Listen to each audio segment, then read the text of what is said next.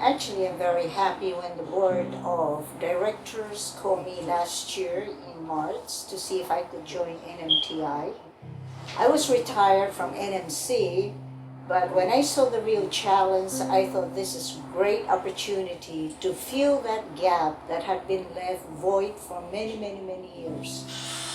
And so I took the challenge to bring NMTI to a higher platform, to a different level of education. And looking at the total educational process in the CNMI, you see that there's so many students graduating from the high schools that are not prepared to pick any jobs or different jobs in the CNMI. And options are limited for those students who are not going to college or who are not joining the military. So what we have done so far since I got in is, first of all, we want to legitimize this institution. So I offer the board a concept of a charter school. A charter school is a school, it's a quasi-public school that you would be able to have the community's voice in the process of the students' learning, and that the focus of it is the student, and that the parents and the community will have a say-so as how the curriculum should be. And it is perfect for this type of school because we are going to be preparing students for the job market. NMTI really changed my life because it really helps me look different, do another thing. In NMTI, they really teach you everything from carry tray. If you choose hotel, they're gonna teach you how to fold napkins, everything, wipe classes. We are working with the hotel industry, and sure enough, we are really very involved in meeting with the different hotels so that our students, not only do they get the academia component from the instructors, able instructors, primarily from those fields in the different hotels, but also the practicum in the different hotels here.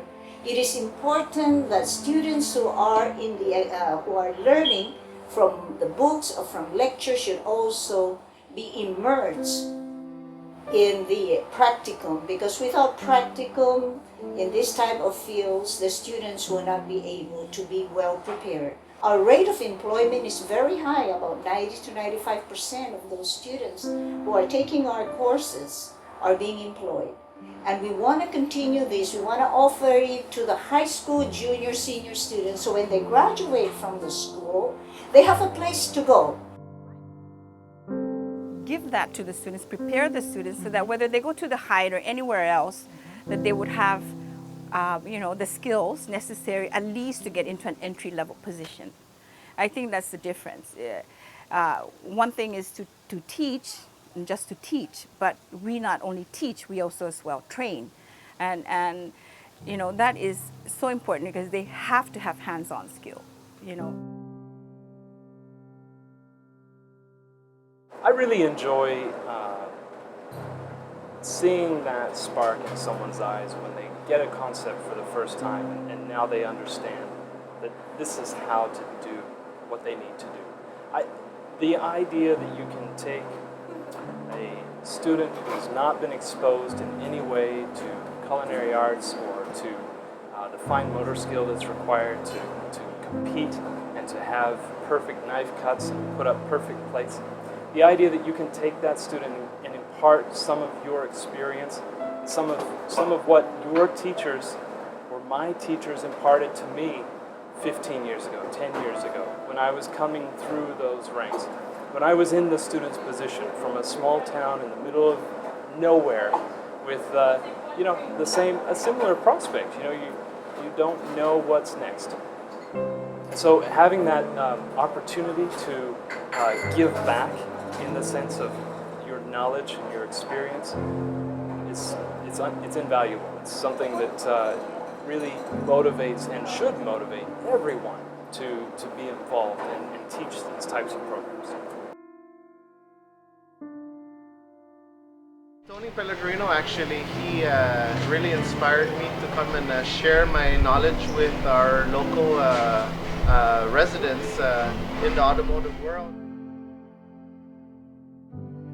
Nice to see that we have that here now, where the local residents or even our neighboring islands can come here and get the hands-on training and the knowledge that they need, you know, to get started in the automotive world.